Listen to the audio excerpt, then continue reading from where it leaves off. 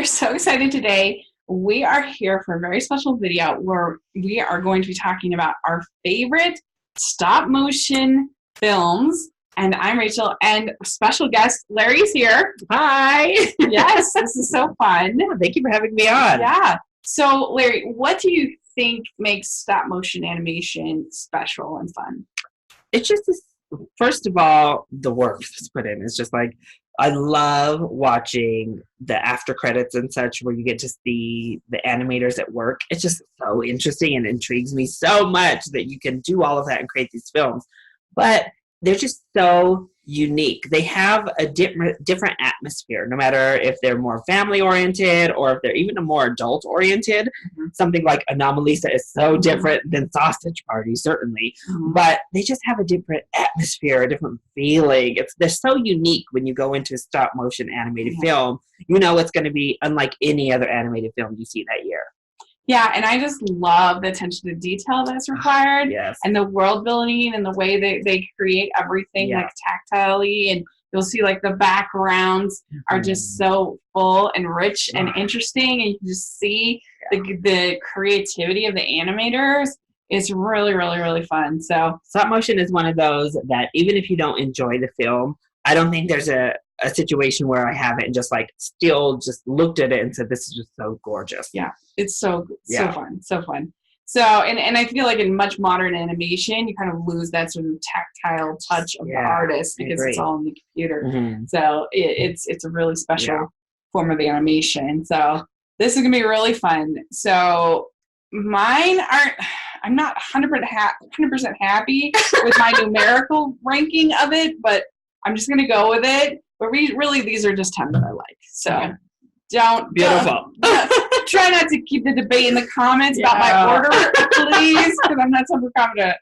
And I didn't put any television films in this list. Okay. But there's certainly a rich tradition of stop motion on television. Of course, your Rankin Bass holiday specials.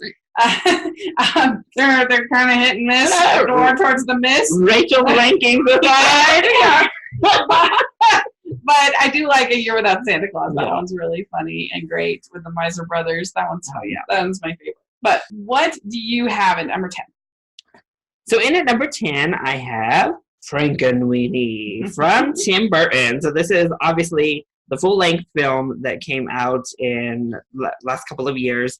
I loved it. So it did get really good reviews overall, but I feel like it's got a little bit underappreciated. It would probably fall into that category for me, both by like animation lovers and the general audience. It seemed to be swept under the rug, but I thought it had so much heart. It felt like Tim Burton again. Like that's the last time I think I've really felt in like the last 10 years or so. Tim Burton coming through his project. It was like a passion project for him. I thought the characters were all really endearing, especially our main character and his connection to that dog. And even when the dog comes back, it's like a little Frankenweenie.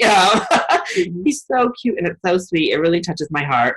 I think even the like more scary elements when, they're obviously unleashed upon the like fair and these bats and these little creepy kids.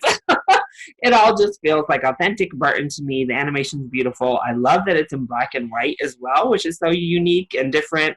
I really have a good time with Frankenweenie. Yes. I actually have it also number 10. Oh. And I love all that you said, but I also love how it's a love letter to classic horror, classic monster movies kind of thing. The way that it appears to be in black and white is so cool. And all the different styles of the characters. You have the Bride of Frankenstein, you have Frankenstein. You have a bunch of different homages to those classic Universal films. Yeah. Yes, I love it. Really fun. Fun voice work as well. Really cute. And so, that one is I agree, the only thing that's felt kind of Tim Burton-y that he has made in so long. Since another stop-motion animated film. Yeah. Probably. It's really, really true. So, good choice. Number 10, I approve. So, what do you have at number 9? So, in at number 9, I have James and the Giant Peach. Mm-hmm. Now, I will admit, it's been a few years since I've actually watched James and the Giant Peach. But I have such fond memories with it from childhood. I used to love James and the Giant Peach right from a small age. First of all, I love James, our main character. I think he's so fun, as well as the worm. I think is so good. That's my other favorite character. But even like the villainous characters, the aunts, the other human characters are so interesting and so kind of quirky, fun in their ridiculousness. Mm-hmm. Obviously, you have this giant peach, which is awesome. And then, I mean, I think that the villain, the darkness, is really intimidating. I think it's like a really intimidating villain for this type of film. So it's one I haven't seen in some time, but it always will hold a special place in my heart. So I have it in at number 9. And the ants are just the worst. They're so horrible. Yeah, I mean, they're terrible, but so good for me. So, okay. So my next choice for number 9, I have Fantastic Mr. Fox. This was my debate between which of the Wes Anderson stop motions to pick. Debate. And I went with Fantastic Mr. Fox just because I feel like the story based on the Roald Dahl is a little bit better than the original story that Wes came up with. But I love the animation for both, and I love the heart in both. And I think that Fantastic Mr. Fox is really funny. I love all the stuff about the cussing. That's hilarious. And that's Rachel's favorite joke. So funny. And it's just, I love all the world building. I love the different farmers, and I love the son character, Ash, I think is his name. And then the, I think it's the cousin that comes in, Jason Schwartzman character, I think is really funny. And so I really enjoyed that one. So certainly number 9. Okay, so that'll lead me over to number 8, which is fun because I have Isle of Dogs. Oh, so this is my pick for the Wes Anderson film, and I think it's because I'm such a Wes Anderson fan at large, and this movie in animation form was like Wes Anderson, Wes Anderson down to a T. I don't think he's ever done symmetry to the level he did it in Isle of Dogs. Like, you could just split the screen down the middle, and it's like a dual image, which of course he's known for in all of his films, but I thought it was just take it to the next level. But the quirkiness was all there. Of course, I love dogs, so this was like a beautiful love letter to dogs in general, and I thought it worked so well. I really loved the animation on this one was so beautiful. I mean, everything, the set designs. We talked about that in our opening, but those set designs on I Love Dogs were just like amazing. The backgrounds, I love it. Like that background with all the bottles. Yes, their little like camp, their little thing is so cool. And thinking about like how they made this dingy trash island just looks so good. And the food, I loved that like sushi chopping thing. It looked so good. They just had that on Twitter the other day. I was watching so good. I love our main boy character. It's unfortunate that I don't love the girl, the like American foreign exchange student. I mean, she was kind of necessary with how the story was set up because they decided not to use subtitles, so they had which to do was that. A brave choice, but also it led to this really kind of annoying character. I didn't. Maybe if she wasn't so annoying, I would have been okay with like this translator character. But no. But everything on the mainland is a little bit less interesting. But I just love everything with the dogs so much. So it's number 8. Yeah. So very good choice. So my number 8 is called A Town Called Panic. And this is so hilarious. It's a French film, but of course you get the subtitles and the dubbing or whatever. But it's very surrealist. It's definitely not going to be for everyone. But it's about this cowboy, this horse, and this Indian. They're like little toys, that you play with or whatever, from like the 30s or 40s, those toys. They all live together, and they're like these 3 bachelors. And it's really ridiculous, but it is so funny. At least to me, I laugh and laugh. Like the very beginning, he accidentally orders 50 million bricks because he wants to for a barbecue, and the very 60s he's going to build him a barbecue for his birthday, and it's ridiculous. And then they build they're trying to figure out what to do with the bricks, and then there's this whole subplot where the horse is dating this woman, and I mean not woman but a horse, female horse, whatever. And it's like hi, I know the B movie. No, there's the subplot, and she's like a teacher, a music teacher, and he agrees to go to her music class, and she's like, you're not going to go. You're going to miss it. you're going to skip. People, they always do. They always say they're going to come, and then they never come. And then they end up on this like journey, and all throughout he'll like find a phone, like even under the water, like everywhere they go, and he picks up the phone, any phone, and just like, where are you? Where are you? I finally got that. He laughs so hard. It's just this horse. Why are you in class? You probably should come to class. It's so funny to me. This movie is weird. I think it's hilarious. And so check it out. It's really good. All right. I might have to check that one out. I've never seen it. It's a whole television show in France. Oh, my. And they have like a Christmas special that's hilarious. And so check it out. It's really good. Perfect. Yeah. All right. So in at number 7, I have Wallace and Gromit, The Curse of the Were-Rabbit. Yeah. So this one is another one that's actually been a couple years since I've revisited this Wallace and Gromit film, but it's just, I mean, it's lovely. It's so funny and it's so charming. Of course, I love both Wallace and Gromit as a character, both of them as characters. And I mean, it's like the ultimate Aardman. To me, like Aardman, this is what I think of, although it's not the highest Aardman film quite on my list, but it is like the vision I have of like well-executed British humor, just so cute. I love the adventure we're going on in this little film. Yeah. So honestly, those cute little bunnies, they're the best. I mean, yes, the cute bunnies are adorable. So I just love it. And of course, the dog himself he's so cute. He's my fave. So yeah, I love Wallace and Gromit in general, and the Curse of the Were-Rabbit is what I put here on the list. Very good. All right, my number 7 is Coraline, and I think that Coraline is brilliant for a lot of reasons. I think that the animation is gorgeous, so great.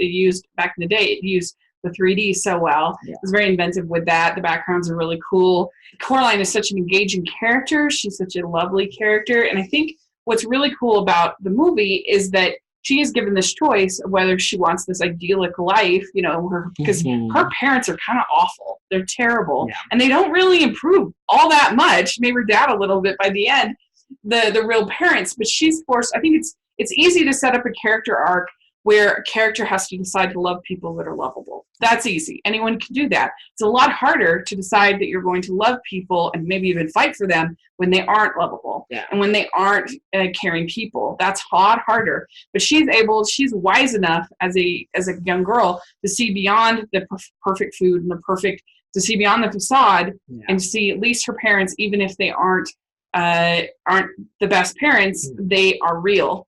And I think that that's a really moving message, actually, and she's a really great dynamic character because of that. And so I think the story really works and it's really gripping, and I love her character, and there's a lot of really fun moments between the different characters, and just the button eyes are really creepy. I think it's a great way to introduce kids to the sort of the tropes and the themes of horror without too scary. But it's pretty scary. Yeah, it's pretty scary. No, yeah. So. All right. So in at number 6 for me, I have The Corpse Bride. So before Frankenweenie, I think this is the last time we got like Tim Burton being Tim Burton. Yeah. So it's like, Tim, just stick with stop motion animation apparently, because anytime else you lose your way. Yeah. But I forgot actually how much I really enjoy Corpse Bride until I did a rewatch pretty recently. And I'm just so encapsulated by the story. I think, of course, the animation is just stunning, and I love the bride character. I think she's so good. Yeah. She is such a beautiful, in an interesting way type of character. Yeah. Of course, we have the dog. Again, another dog happening here. But I thought that their romance was really interesting, and it takes kind of unexpected turns as we go throughout, but still provides a really satisfactory story. Well, and I like Victoria, too. I think she's a pretty good character, because it's easy to make her character kind of the harpy kind of character. Yeah. But she's really sweet and really great, and I love the music is incredible. Oh, the music is so Danny good. Elfman. Yeah, Danny Elfman back at the top of his game for something like Corpse Bride. But I think all of our characters are so interesting. I just of course, I love this kind of like darker style, and it works for me. I love it, and I find myself smiling as I watch the entire thing. So, Corpse Bride is number 6 for me. And I think it has one of the best just extended instrumentals in a movie I can think of in a long time. That Victor's Piano Suite, so beautiful, so good. So a very good choice. So number 6 for me is Chicken Run. Oh. And Chicken Run is so funny. I mean, who would ever forget? I don't want it to be a pie. It's so funny. And I love Rocky. I think they're great. Yes. And I love Mama Tweety. You know, the axe at the end. Yes. She's so crazy. So great. And I don't know, I really like the music cues are really perfect. Just that homage to those kind of escape movies is just really, really fun. And I I even like the my RF days. It's really good. So I really like it. So that's why I'm at 6. So in at number 5, I have Chicken Run. I also really like it. I think it's so hilarious. Like, it's probably the funniest of the films on this list. I laughed so much. Mel Gibson at the peak of his Mel Gibson, not only as a person, but as a charming actor and voice actor. Yeah. He was so good. But our characters are so funny. I love the animation because I think the style of the chickens is so funny and cute. Like watching them run. It's just so good. I love that the whole scene when they're trying to get out of the pie making machine is so brilliant. And you just see the flat. Yeah, it's so good. So good. And the adventure of it all is a lot of fun. So it's really just a good time. So that's why I have it a 5. It'll be interesting to see why they do the Chicken Run too. Yeah. All right. So my number 5 is the earliest still existing animated film ever made that we still have. No, period. Oh. It's called The Adventures of Prince Ahmed, and it is a really amazing experience to watch. It is done with paper cuts, with paper, how do I explain it? Yeah, with silhouettes. It's done with paper and silhouettes that they move around bit by bit by bit, and then as a total creates a story. And it's really cool because this was made, I think, in 1929, I believe. Oh. And it's this artist named Lottie Renninger, and her artwork is so beautiful. And she got this whole team, and it's pretty amazing. Like, as a woman artist back in the the 20s, amazing that she was able to form this whole team in Germany and create these amazing animated films. And Prince Ahmed is her most well-known film. I would love for somebody make a Lottie Renninger movie because I think she has a really incredible story, incredible life, and. This one, it's kind of a little bit of Aladdin thrown in there with the story, and it's amazing how they're able to it's a silent movie, but so they have the title cards like you would a silent movie, but how much story they're able to tell and how much motion that they're able to get with just this paper and the silhouettes. It's really cool. It's definitely something that if you're an animation fan is definitely a bucket list kind of item that you got to check off your list and watch. And the way she uses the music and the way it draws you in, it's surprisingly holds up very well. And she uses different colors of of backdrops and different things like that, which especially for that time was kind of cool. And it's just a really, really neat little movie to watch. I think it's only like 45 minutes, an hour. So you got to check out The Adventures of Prince Ahmed if you're an animation fan. I felt like such a peasant, Rachel. Next to your last, your basic. Yes. So, in at number 4 for me, I have Shaun the Sheep movie. I loved Shaun the Sheep movie. And it's a really funny, sweet. Well, first of all, it's so cute. So I knew already that I was going to have a disposition that I would just love Shaun the Sheep because he's so cute. But I think it's just so inventive and amazing what they were able to do without any English language in the entire film. You get so much out of these characters with knowing really what they're saying and what they're trying to communicate without ever hearing a word of English. Just the growls or the like kind of noises.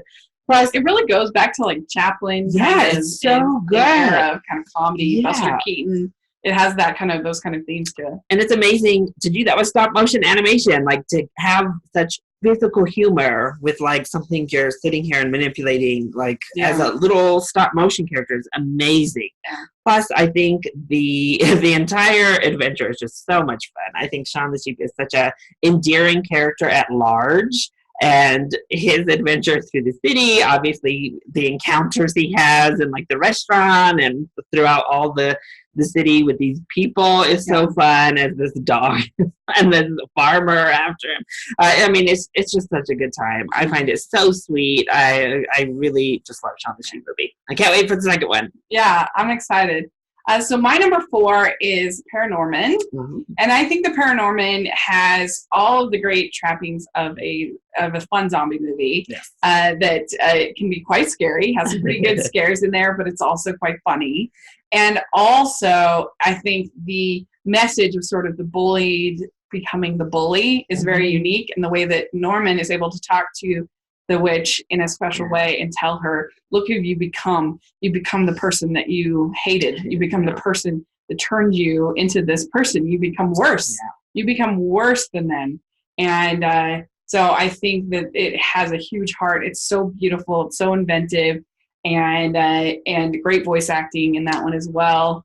And so, yeah, I love Paranorman. Plus, it's just fun to get like the zombie trope flipped on its head as well, because the humans are like the real monsters. Like the zombies are like scared of the humans, you know. That's true. We go through that whole opening of them like chasing, but then it turns into like the people getting violent to kill them because they don't understand them, so they want to kill them. Plus, personally, I love that like the hunk character turns out to be gay at the end. Like, yes, Paranorman just missed my list. It was like my honorary number 11. I love it as well. So it's so good. So number 3 for me is one you've mentioned, and that's Coraline. I love Coraline. I think it's so good. Partially probably because I am a horror fan myself, and I just love that the horror works. It really doesn't pull punches for the film it's trying to make. And what a successful adaptation it was as a film. Plus, the scenery is just undeniably stunning in Coraline. It's so pretty. The most iconic of any of Laika's images of those button eyes, which are so scary. The other mom in general is just like so scary. Even when she's nice, she has that like really unsettling ease about her. You're just like, oh my gosh. But I love the neighbors. I love the mice circus even. And the cat, of course. He's so good. I love the cat. But I love everything about Coraline. I think the comedy works really well. I think her dynamic with all of the other characters work really well. Everything you said is so accurate about her figuring it all out and making the decision that she didn't want to stay there before she really was introduced to the horror elements. She kind of started realizing that before, really scary other moms started coming out. And it's always fun to see, an empowered kid doing such things, like coming to these things, being a smart character and being able to figure them out. I love Coraline. Yeah, it's really, really good. So for me, at number 3, I have a stop motion / live action. Oh. I have King Kong from 1933. Oh, I didn't even think to put that. The stop motion from basically practically the man who invented stop motion. Willis O'Brien was his name. And what he did to create the stop motion in King Kong is just so incredible. It still holds up amazingly. You watch it, and there's some hokey elements to it, but that's more like the music and the backgrounds and stuff like that. But like the actual fluidity of the stop motion, like holds up. It looks good when he's on that Empire State Building. It looks pretty good. It looks good, and I think that a lot of these new King Kongs have forgotten that it's just a monster movie to them, but it's not a monster movie in this 1933 movie. It's this relationship between Andaro and King Kong, and particularly when you have him, because most of the movie he's in New York and he's getting treated like a slave, and he's up there, and you could just see the sadness on his face, and everybody's oohing and awing at him, and it's so sad. And so when he's taking Anne up the Empire State Building, it's not because he's a monster. It's because he wants to protect her and because he loves her. And so I don't know, it's just way more heart than these new versions seem to be able to get. And even with their super photorealistic special effects, I take this any day over all of those movies. I think this one has way more heart and emotion, and I feel for the character because I think that they're a little bit more brave in a way back then, because now it's like, oh, you don't want to offend people, but like I think sometimes you have to kind of shock people a little bit to get them to really start thinking about some of these messages and some of these things. It has to be done in the correct way, of course, but I just think especially that scene when he is on the stage and everybody is just mocking, and I think that is so moving and so great, and you got this beast that is chained down, and so I think it's a really great movie, and I think that Will O'Brien is incredible pioneer of motion pictures. I love King Kong. Yeah, so good. I love the original King Kong so much. So yeah. All right, so in at number 2 for me, I have Kubo and the Two Strings. I think this movie is darn near perfect for me personally. I love it so much. I love what it has to say about grieving and about loss. I think it is such a sophisticated movie, and it is told amazingly well. First of all, the visuals are stunning. Like, I would say right with, honestly, Missing Link, which obviously is not on my list, that Kubo probably has the best visuals of any of the Leica films. I mean, it just blows me away. The scenes that they're able to do in this movie are so beautiful between the water. And I think they're helped because they go to so many different places between the snow mountain, the water, and you get those origami little things that he's able to create. I mean, it's so stunning. Plus, the family dynamic with the three of them, even as they are Monkey and Beetle with Kubo, is so fun. I love Monkey as a character. She is so amazing. But I also really like her and the kind of softening of the relationship between her and Beetle as we move throughout. And the protection of Kubo and, Kubo coming into his own and having to learn. I love how we conclude this back with the tradition of sending the boats out to the river and him kind of getting that closure moment, but it's not like a really sappy or cop-out moment for me. I thought it was really well done. Just everything. We even have like the scare moments of what Leica has been known for with the sisters and the like Rooney Mara twins and those creepy faces. They're also a really threat to Kubo throughout the entire film. I mean, they're very well versed. I love pretty much everything about Kubo. I love it. It's really, really good. I love Kubo's character. I think he's so endearing. Very good choice. So my number 2 choice is The Nightmare Before Christmas, and I'll admit that that maybe a little nostalgia in this pick, maybe, but I love Christmas movies. I'm a huge Christmas movie, and I love stop motion. But I really love the themes behind this movie. The idea that Jack wants to be something that he's loved something and he sees it and he wants to be it, but it's not who he is. Yeah. Like Christmas is not who he is. And Sally immediately sees that and just how toxic it is in life to pretend to be something that you're not. Yeah. Like that's the worst situation to be in. And I think that that's kind of his journey throughout the film. So I think it really works, and I really like Danny Elfman's vocals in there. I really like all the music. The only part that I don't love is the Sandman whatever guy, Boogeyman guy. I don't love that scene. I think it's a little too far for me. Pushes it a little too much, and I just don't love the song. And they've trapped Santa. They're just a little spinning around. They're a little too mean to Santa for my taste. All right, it's not my favorite. That's the only part. So maybe I shouldn't have this high on this list, but it's just so iconic. Yeah. And it's a Christmas movie, and it's a Halloween movie, and it's just it's great. Yeah, it's great. So call me a basic, but I have The Nightmare Before Christmas as my number 1 pick. I love it. Honestly, it's one of my favorite animated films of all time, which I know is probably super cliche or whatever, but I mean, I just watch it. I can watch it over and over, and I never get sick of it. First of all, the music is so good.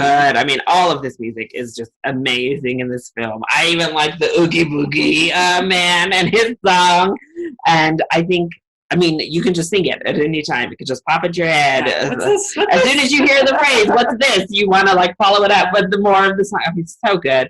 The animation obviously is amazing. I love Jack Skellington as a character because it is really even sad to kind of see him because he wants this so bad and he wants to do good so bad. But as you said, it's not who he is.